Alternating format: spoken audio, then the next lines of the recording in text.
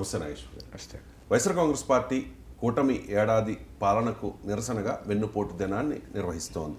మరి వైసీపీ నిర్వహిస్తున్న వెన్నుపోటు దినంలో పవన్ కళ్యాణ్ విమర్శిస్తూ ఉన్నారు, చంద్రబాబు నాయుడిని విమర్శిస్తూ ఉన్నారు. కానీ కూటమిలో భాగమైన భారతీయ జనతా పార్టీని కానీ భారతీయ జనతా పార్టీ నాయకుల్ని కానీ ప్రధాని మోదీని కానీ విమర్శించడం లేదు. ఎందుకు సార్ వైఎస్ఆర్ కాంగ్రెస్ పార్టీ మోదీని విమర్శించడం లేదు, బీజేపీని టచ్ చేయట్లేదు?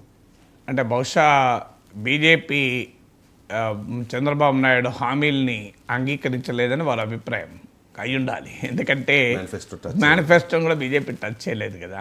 సూపర్ 6 మాకు సంబంధమే లేదు అన్న సంబంధాన్ని వాళ్ళు ఓన్ చేసుకోలేదు.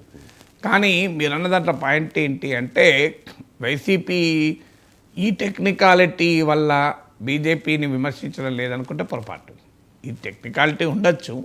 సో వాళ్ళు మేనిఫెస్టో ఓన్ చేసుకోలేదు కనుక మేము వాళ్ళని ఎట్లా అడగలం అని ఆర్గ్యుమెంట్ పెడితే ఆర్గ్యుమెంట్ కొరకు పెట్టవచ్చు. కానీ రియాలిటీ ఏంటి, బీజేపీ కూటమిలో భాగమై వైసీపీని ఓడించడానికి చంద్రబాబు నాయుడు ముఖ్యమంత్రి చేయడానికి దోహదపడింది.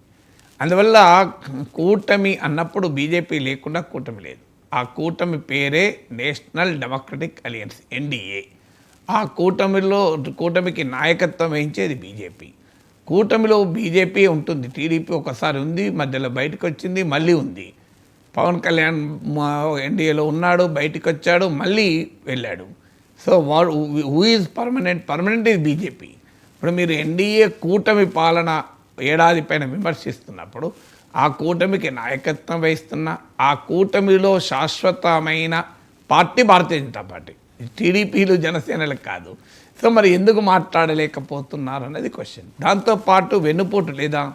సో మీకు ప్రత్యేక హోదా ఇస్తానని నరేంద్ర మోడీ శ్రీ వెంకటేశ్వర స్వామి పాదాల సాక్షిగా తెలుగు ప్రజలకు, ఆంధ్రప్రదేశ్ ప్రజలకు హామీ ఇవ్వలేదా? 5 ఏళ్ళు ఇస్తానని మన్మోహన్ సింగ్ అంటే 10 ఏళ్ళు కావాలని పార్లమెంట్లో బీజేపీ నేతలు అడగలేదా? దాన్ని 15 ఏళ్ళు ఇస్తామని అనలేదా? మరి వేర్ ఈజ్ యువర్ కమిట్మెంట్ అని అడగాలి కదా. మీరు ప్రత్యేక హోదా కొరకు 2019 ఎన్నికలకు ముందు వైసీపీ మోడీ ప్రభుత్వం పైన అవిశ్వాస తీర్మానాన్ని ప్రవేశపెట్టలేదా? ఎన్డీఏ నుంచి టీడీపీని బయటికి రండి, మీరు ఎన్డీఏతో తెగదెంపులు చేసుకోండి అన్నప్పుడే కదా చంద్రబాబు నాయుడు ఇదేదో రివర్స్ అయ్యేటట్టున్నది అని చెప్పి కదా ఎన్డీఏ నుంచి బయటికి వచ్చి వైసీపీతో పోటీ పడి మోడీ ప్రభుత్వం పైన అవిశ్వాస తీర్మానాన్ని ప్రవేశపెట్టలేదా? మరి దీనిపైన అడగడం ఇది వెనుపోటు కిందికి రాదా? ప్రత్యేక హోదా ముగిసిన అధ్యాయం అని ఇప్పుడు మాట్లాడుతున్న వారికి ఇది వెన్నుపోటుగా అనిపించదు మనకు. ఇక విభజన హామీలు, భారతీయ జనతా పార్టీ మద్దతుతోనే పార్లమెంట్లో ఆ చట్టం వచ్చింది.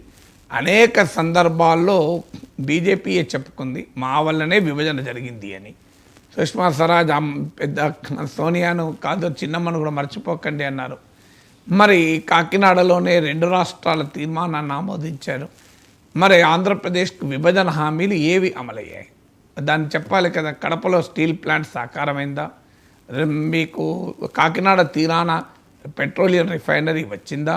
ఇలా చాలా ఉన్నాయి కదా మనకు. మరి వాటిని ఎందుకు విభజన హామీని అమలు చేయడం లేదు? మా ఎన్డీఏ ప్రభుత్వం అధికారంలోకి వచ్చిన మొదటి రోజే మొదటి క్యాబినెట్ మీటింగ్లోనే 7 మండలాల్ని, తెలంగాణకు చెందిన 7 మండలాల్ని ఆంధ్రప్రదేశ్ బదలాయిస్తూ ఆర్డినెన్స్ చేసి విభజన చట్టాన్ని సవరించారు. మరి ప్రత్యేక హోదాను కూడా విభజన చట్టాన్ని సవరించి అందులో చేర్పించవచ్చు కదా. సో అందువల్ల ఇలాంటి వెన్నుపోటు అంటే ఆంధ్రప్రదేశ్ ప్రజలకు, వైసీపీ భాషలో చెప్పాలంటే ఆంధ్రప్రదేశ్ ప్రజలకు మోడీ ప్రభుత్వం హామీ ఇచ్చి అమలు చేయని అంశాలు చాలా ఉన్నాయి. మరి ఇది వెన్నుపోటు కిందికి రాదా? దీనికి ఆన్సర్ చెప్పాలి కదా. ఇది వెన్నుపోటు కిందికి రాదా? మరి ఎందుకు అనలేకపోతున్నారు అందరికీ తెలుసు. ఎందుకంటే బీజేపీ చేతిలో ఉన్న ఆయుధాలు ఏంటి? ఈడీ ఉంది, సిబిఐ ఉంది.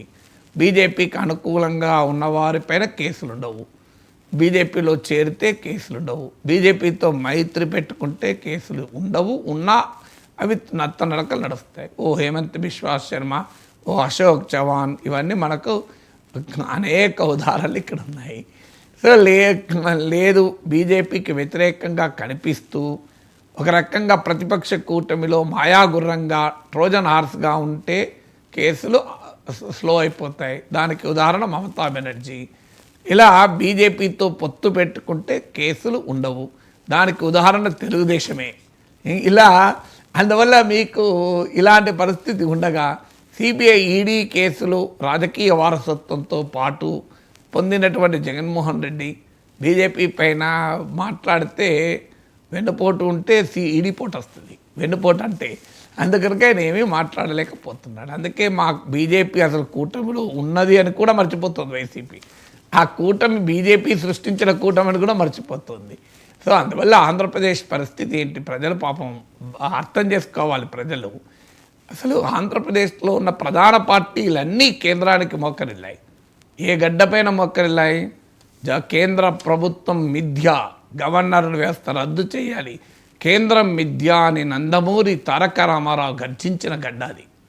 కేంద్రం మిథ్య అంటూ నందమూరి తారక రామారావు గర్జించడమే కాదు, విజయవాడలో పొలిటికల్ కాంక్లేవ్, అపోజిషన్ కాంక్లేవ్ పెట్టి కేంద్ర ప్రభుత్వ విధానాలపైన దేశవ్యాపిత ప్రతిపక్షాన్ని సమరంకితము చేసి సమరోత్సాహాన్ని నింపిన బెజవాడ పులిగా నిరూపించుకున్న ఎన్టీ రామారావు గడ్డ అది. ఆ గడ్డపైన ఇవాళ ఏం జరుగుతోంది? కేంద్రంతో మోకరిల్లడం, కేంద్రం డీలిమిటేషన్ వేటు వేస్తే తెలుగువారికి పార్లమెంట్లో ఉండే ప్రాధాన్యత తగ్గిస్తానన్న పోటీ పడి చంద్రబాబు నాయుడు, పవన్ కళ్యాణ్ డీలిమిటేషన్లకు మద్దతు ఇవ్వడం, జగన్మోహన్ రెడ్డి దాదాపు మౌనంగా ఉండడం, ప్రత్యేక హోదా విభజన హామీలు అమలు కాకపోయినా ఏ నాయకుడు నోరు విప్పని ఒక దుస్థితి. ఇలా మీకు ఫైనాన్స్ కమిషన్ 1971 సెన్సెస్ కాక 2011 సెన్సెస్ను ప్రాతిపదికగా తీసుకొని నిధులు కేటాయిస్తే 1000 కోట్లు ఆంధ్రప్రదేశ్ నష్టపోయినా నోరు విప్పని ఒక దుస్థితి. ఆ బాధేస్తుంది. ఎన్టీ రామారావు ఆత్మ క్షోభిస్తుంది.